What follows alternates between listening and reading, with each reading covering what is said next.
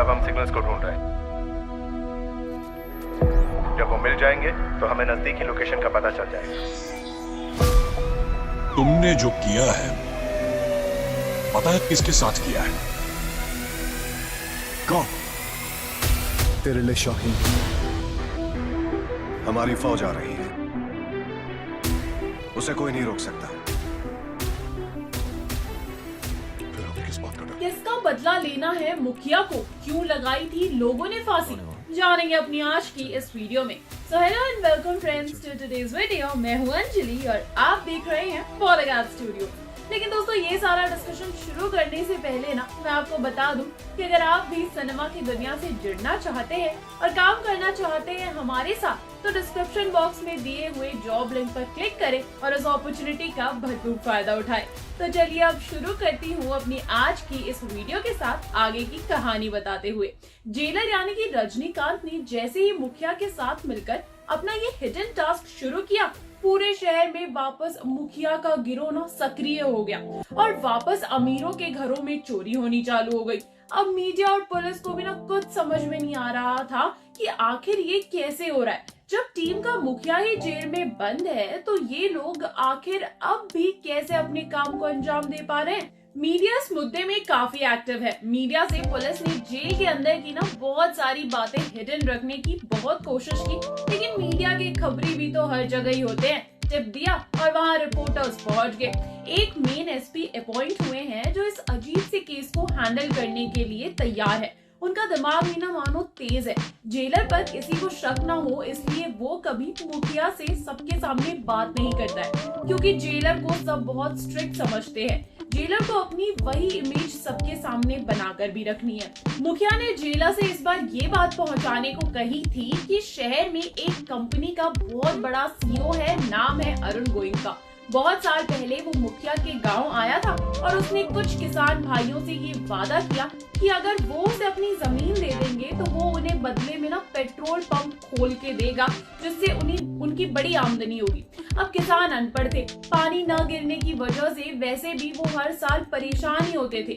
सब भोले लोगों ने अरुण पर भरोसा करके उसे अपनी जमीन दे दी और वो अरुण उनकी जमीन लेकर भाग गया।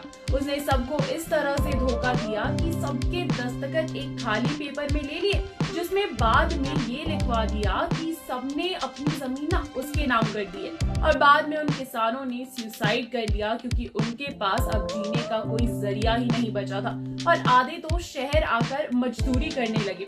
अब आज वहाँ उन्हीं किसानों की जमीन पर फैक्ट्री बनाकर यहाँ शहर में राज कर रहा है और अब हमें ही उन किसानों के परिवारों को न्याय दिलाना होगा। और ऐसा करने का ना सिर्फ एक ही तरीका है और वो है कि अरुण खुद जब तक नहीं कबूल करेगा कि उसने सबको धोखा दिया था, तब तक उसे सजा नहीं मिलेगी, क्योंकि उसने कोई सबूत अपने पीछे छोड़े ही नहीं है। जेलर ने जब ये बात सुनी तो उसने एक और आइडिया ये निकाला कि क्यों ना अरुण की कंपनी में अपने किसी आदमी को भेजा जाए और उससे अंदर की सारी बातें जानने की कोशिश की जाए, क्योंकि मुजरिम चाहे कितना भी होशियार क्यों ना हो, वो कोई ना कोई सबूत तो छोड़ ही देता है। मुखिया को जेलर का ये आइडिया बहुत ही सटीक लगा, क्योंकि अरुण कोई छोटी मछली नहीं थी जो उनके बहकावे में आ जाएगी।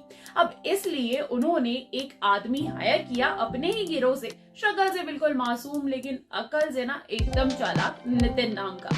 नितिन ने उस कंपनी में बहुत ही स्मूथली अरुण का पीए बनकर ज्वाइन किया। अब अरुण को नितिन का काम पसंद आने लगा, क्योंकि वो उसे कोई भी शिकायत का मौका ही नहीं दे रहा था और वो अरुण के सारे काम अरुण के हिसाब से बिल्कुल परफेक्टली करता था।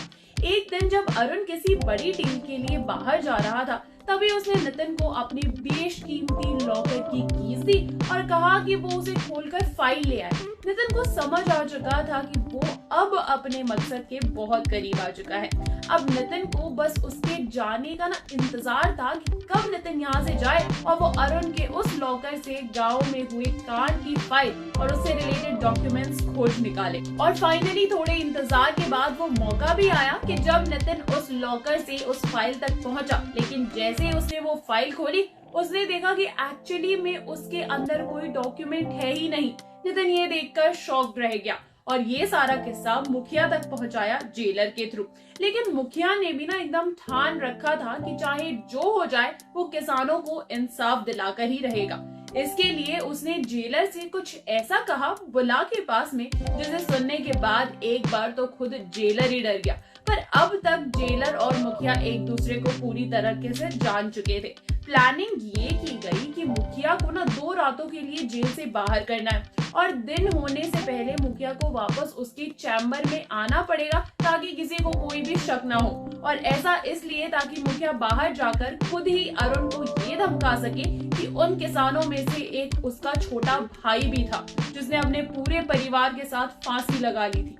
मुखिया शहर में नौकरी करता था तब, और जब वो घर लौटा तो सब खत्म हो चुका था और इसलिए वो अरुण को छोड़ेगा नहीं, उसे बर्बाद करके रहेगा।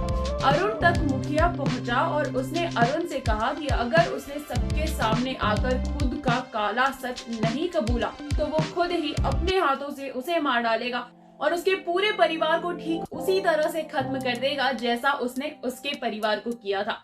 अरुण एक बहुत बड़ा फ्रॉड था, उसे ऐसी धमकियों से डर नहीं लगता था। उसने पहले बहुत से मर्डर्स को अंजाम दिया था, इसलिए उसमें किसी तरह का कोई भी गिल्ट नहीं था।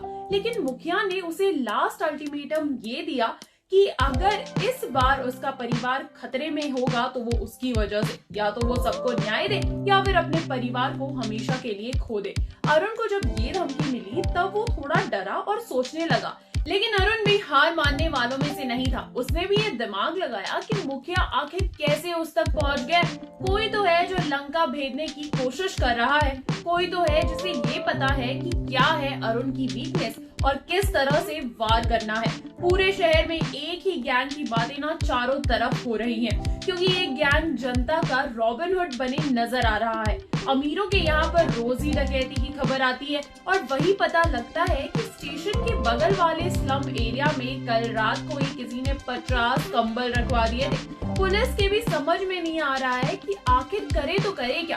गरीब अपने इस नए रखवाले को जानते तो नहीं है, लेकिन ये जरूर जानते हैं कि वही उनका भगवान है और उसे ही अपना भगवान मानने लगे हैं। मीडिया अपने तरफ से पूरी कोशिश में लगी हुई है कि कैसे पता लगाए कि आखिर है कौन वो आदमी जिसने ये किया है या फिर करवाया है। लेकिन इन सब में एक कैरेक्टर है जिसने इस केस पर बहुत ही बारीक नजर रख रखी है। वो एक एक स्टेप पर आंख गड़ाए बैठा है। गैंग वालों ने एक बार जेल के अंदर भी घुसने की कोशिश की है, लेकिन जेलर ने उन्हें उनके इस काम को अंजाम नहीं देने दिया। जेलर के रवैये से लग रहा है कि उसे कुछ ऐसा पता है जो सिर्फ उसे ही पता है और किसी को नहीं। हो सकता है वो जानता है कि आखिर ये गैंग किसका है और कौन इसका सरदार है। अब जो वो जानता है वो तो वही जानता है। हम तो जानते हैं ये कि आपको हमें जितना जानते हैं उतना जनवाते रहना है। अरे अब आप बोलेंगे कि मैं ये क्या बोल रही हूँ, सॉरी यार।